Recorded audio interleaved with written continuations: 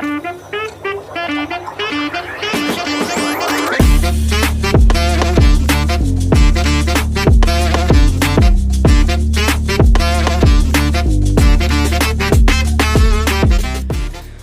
assalamualaikum warahmatullahi wabarakatuh. Jumpa lagi di channel ini dengan aku Bahar, teman-teman.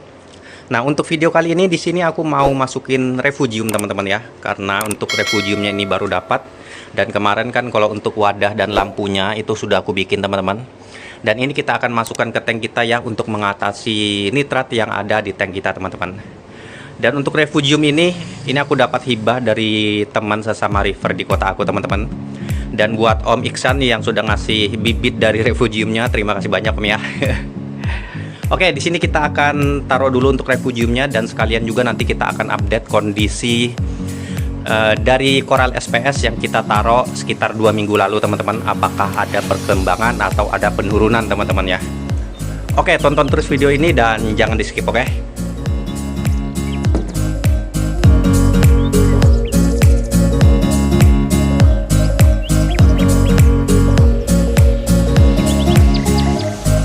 Ini untuk refugiumnya akan kita taruh ya, nanti kalau misalnya dia nggak mau mutar baru kita kasih kayak pelampung, teman-teman ya, supaya dia agak tenggelam sedikit.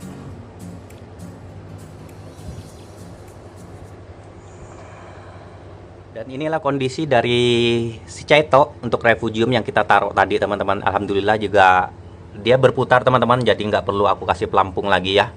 Nah, kalau berputar seperti itu bagusnya itu meminimalisir ada bagian Caitonya itu yang mati karena nggak dapat cahaya, teman-teman. Kalau berputar seperti itu, setiap bagian itu pasti bakalan dapat cahaya, teman-teman. Alhamdulillahnya cukup ya kalau untuk arusnya, bikin dia berputar. Nah, ini kita coba dulu nyalakan untuk lampunya ya. Ya, meskipun ini memang belum waktunya nyala, karena kalau untuk waktunya nyala itu aku berlawanan dengan lampu tank yang nyala, teman-teman. Jadi kalau lampu tank mati baru ini kita mulai nyalakan, karena itu juga berfungsi untuk menstabilkan pH yang ada di akuarium kita, teman-teman. Ini kita tesnya dulu, nyalakan. Nah, kurang lebih seperti inilah tampilannya, teman-teman.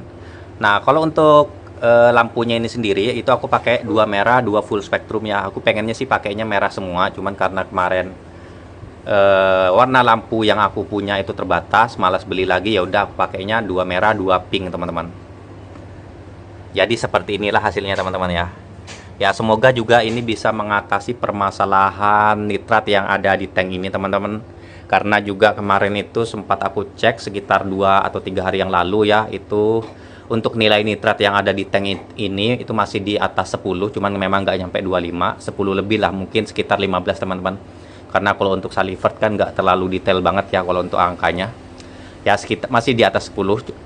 Jadi ya itu sebenarnya masih aman juga, cuman aku pengennya tuh si nitratnya itu masih ada di bawah 10 atau maksimal itu di 10, teman-teman. Karena kan di sini kan aku juga punya SPS ya, yang memang SPS itu nggak suka air yang terlalu kotor gitu loh. Jadi seperti itu. Oke, semoga aman ya kalau untuk refugiumnya nih. Nanti bakalan aku update lagi perkembangannya, apakah ada bagian refugiumnya yang mati atau malah kelebihan cahaya. Nanti kita akan pantau aja, teman-teman. Oke, dan di sini kita akan update lagi untuk perkembangan daripada Coral SPS Montipora digitata yang kita taruh sekitar 2 minggu yang lalu, teman-teman ya. Apakah ada perkembangan atau justru malah ada penurunan, teman-teman ya. Oke, ini kita pasang dulu untuk lensanya ya. Dan buat kemarin juga yang sering nanyain di kolom komentar ya, Bang, itu kalau untuk lensanya pakai apa kok jernih banget? Nah, kalau untuk lensa di sini aku pakai ini aja, teman-teman, sebagai alat bantunya. Ini memang bukan khusus lensa apa ya untuk koral ya, ini sebenarnya kacamata, teman-teman, yang aku ambil. Jadi ini lensa kacamata yang murah yang sekitar harganya tuh 10 ribuan, yang warnanya itu oranye seperti ini. Nah, ini biasanya aku taruh, dan aku taruh di bagian depan kameranya, teman-teman. Nah, kurang lebih seperti ini.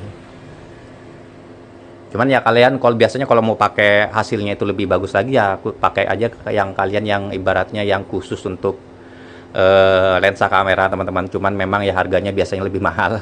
Makanya aku cari yang murah-murah aja, yang penting sudah kelihatan bagus jadinya, ya udah cukup seperti itu, teman-teman ya. Ini kita pasang dulu, oke.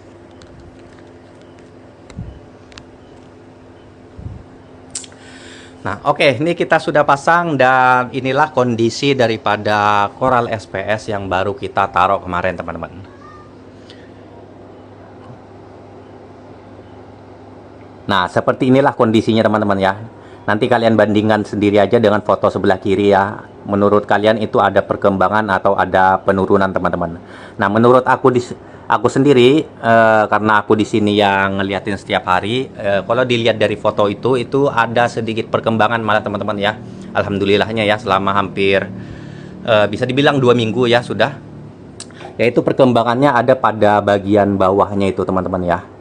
Kalian lihat itu pada bagian bawah yang di frak itu kan ada bagian jaringan yang bisa dibilang itu merambat ya pada bagian bawahnya. Itu rambatannya sudah sedikit makin melebar teman-teman, ketimbang hari pertama saat koral ini masuk ya.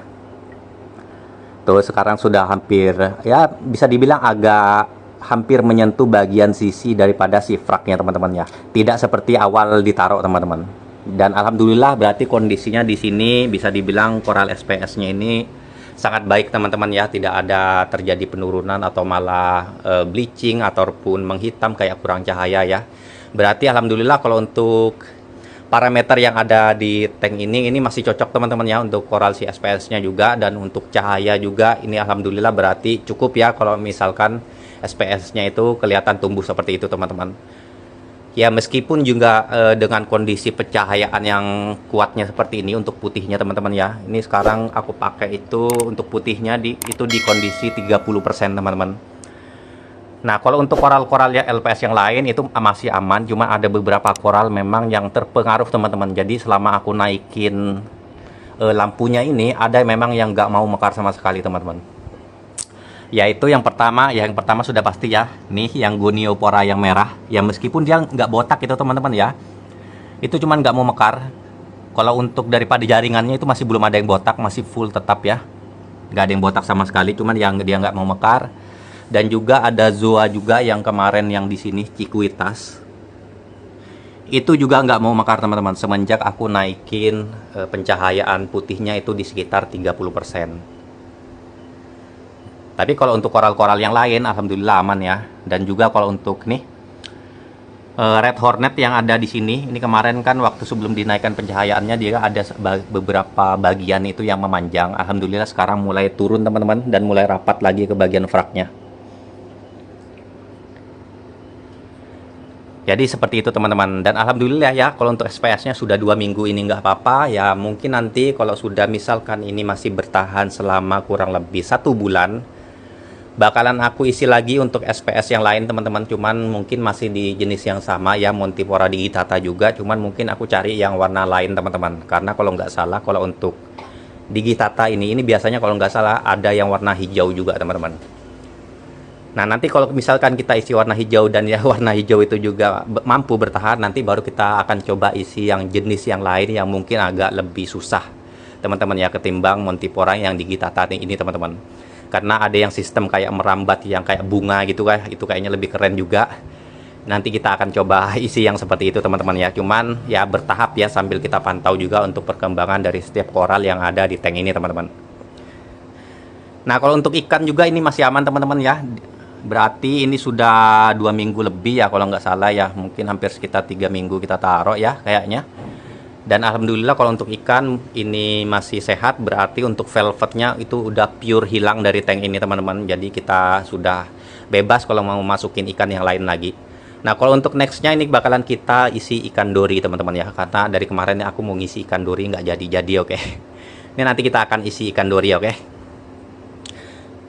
Jadi ya seperti itulah teman-teman ya perkembangan dari setiap koral yang ada, serta juga pada bagian sistem filtrasinya juga sudah aku update juga. Ini berarti sudah full juga teman-teman untuk sistem filtrasi ya, lampu UV ada, refugium, kemudian protein skimmer itu juga sudah ada. Jadi ya udah aman teman-teman semua. Menurut aku sudah, kalau untuk bagian sistem filtrasinya itu sudah cukup, nggak bakal aku tambah yang lain-lain lagi teman-teman. Oke kayaknya itu aja sih teman-teman ya yang aku bisa share untuk video kali ini ya, naro refugium sama juga untuk update daripada koral-koral SPS yang kita taruh kemarin teman-teman.